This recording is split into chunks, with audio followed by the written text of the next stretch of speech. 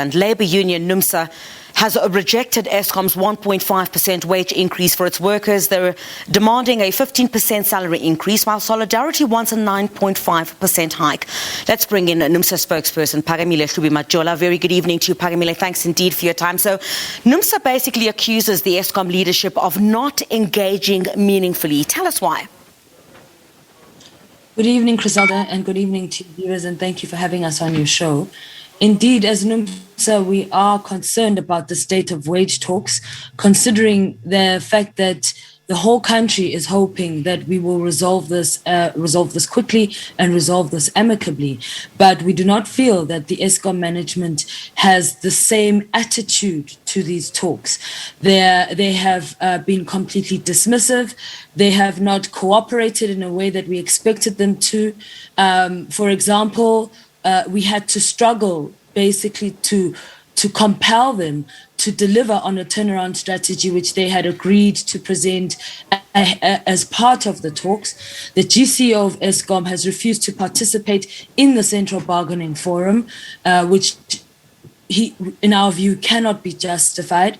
So, and then on top of that, they've got the audacity to put on the table an offer of 1.5%. But that offer of 1.5% is conditional. It is conditional upon workers giving up their conditions, and we reject it with the contempt that it deserves.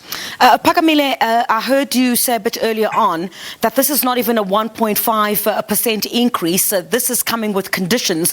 What are these conditions that Eskom wants you to vary down?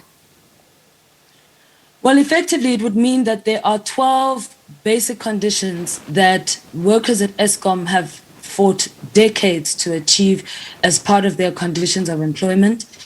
And Eskom is saying that in order for you to receive this 1.5% proposal that we're putting on the table, you must accept changes to your conditions. Now, as far as we're concerned, you may as well have offered a 0% increase. And why this is particularly problematic, Criselda, is because when you look at the fact that NERSA itself in the MYPD4 made allocation for Eskom to receive at least a 5.4% increase.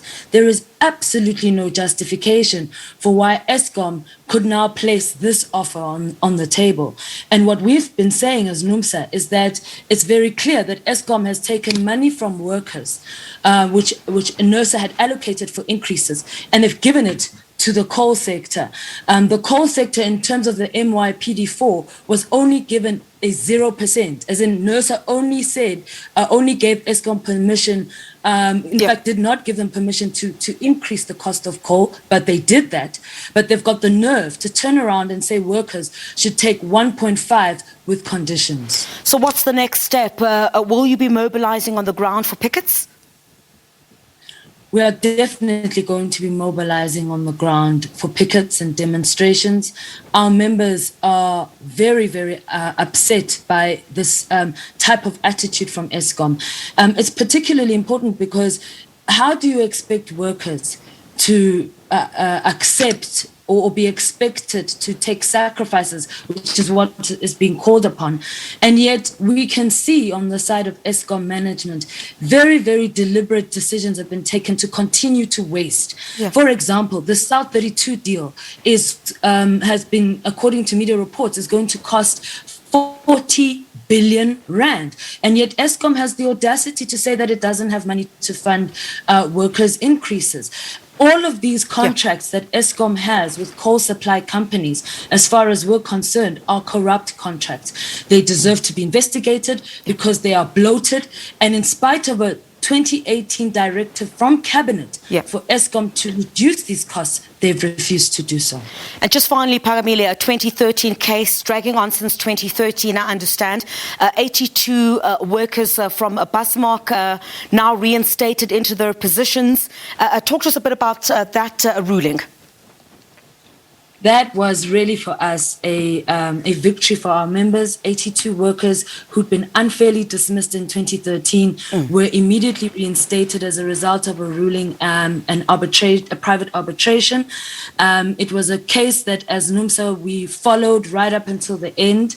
And as of last month, in fact, as of the 26th of this month, they will be joining the workplace, and they will have also received all their salary in full from 2013 for the last 4 years. So really for us, a huge victory. When we say that we will perish with workers, we really mean it. Numsa spokesperson Phakamile Hlubi-Majola, thank you very much for joining us here on the program.